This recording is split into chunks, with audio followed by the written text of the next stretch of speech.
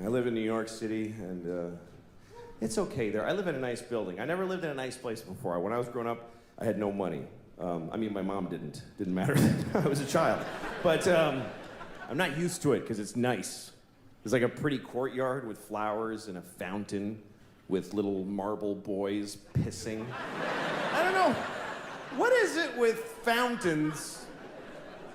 Like, all fountain sculptors are pedophiles, basically. You can't get a fountain made without...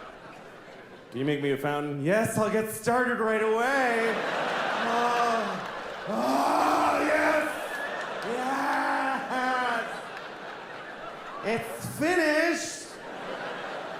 And it's just little boys pissing on the face of a Greek god that looks like him a lot.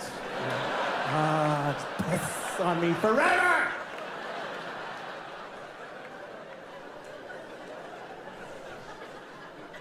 Anyway, there's one of those in the courtyard of my building. And my first week in the building about a year ago, I went down to the courtyard for the first time. And I didn't look too good, you know? It was a Sunday morning. That's my least presentable hour.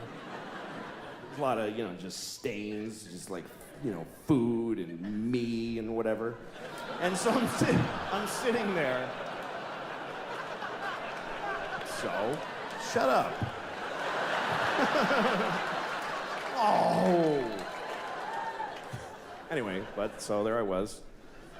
I'm sitting on the stone bench of this courtyard and feeling a little out of place. There's these fancy doormen and stuff. And then there's this guy looking at me. I notice he's looking at me from across the courtyard. And he's all spiffy looking. He's got brown shoes and he's looking at me like, I could tell he was thinking I don't live in the building.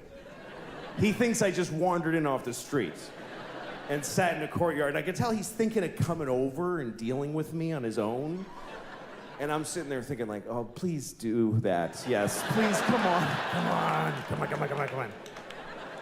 And I'm trying to look even more gross. And I'm like pulling up my shirt. And then I see him go, oh, no, that's not gonna do at all. And he comes over to me. And I'm like, I'm so excited to have this thing. The confrontation where I'm not wrong at all.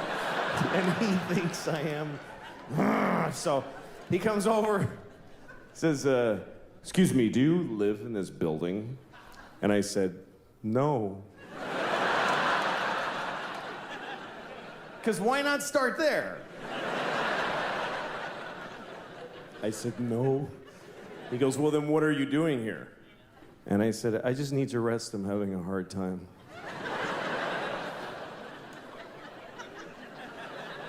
He says, this is private property. And I said, well, I don't really believe in that. Just the worst things I could say from his point of view is basically all the things I was saying. And he goes, well, if you don't leave, I'm gonna talk to the doorman. I was like, can I just stay like 5 more hours? So he's, no, and he goes over to the doorman, and I see him talking about me to the doorman like this. And then I see the doorman going, oh no, that guy lives here. That's okay.